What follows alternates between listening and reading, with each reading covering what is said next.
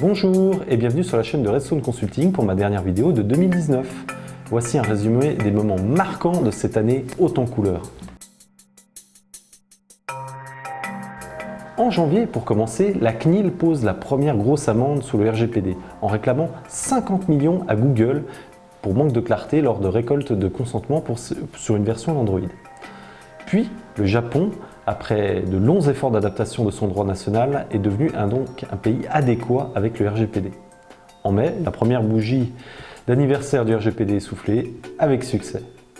En juillet, l'ICO, l'autorité anglaise, inflige une amende à British Airways et à Marriott International de respectivement 226 et 122 millions de francs suisses pour ne pas avoir suffisamment protégé les données de ses utilisateurs contre des cyberattaques.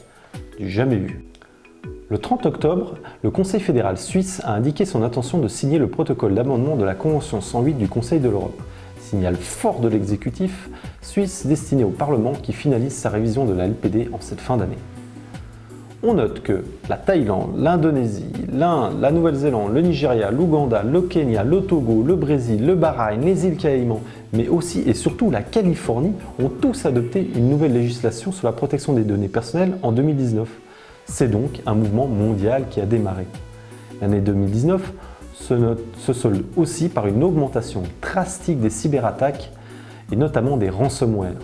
Beaucoup d'entreprises, mais aussi d'institutions politiques ont été touchées, dont des infrastructures critiques comme des hôpitaux, celui de Rouen récemment, et même une centrale nucléaire. Une tendance qui devrait donc continuer à la hausse en 2020.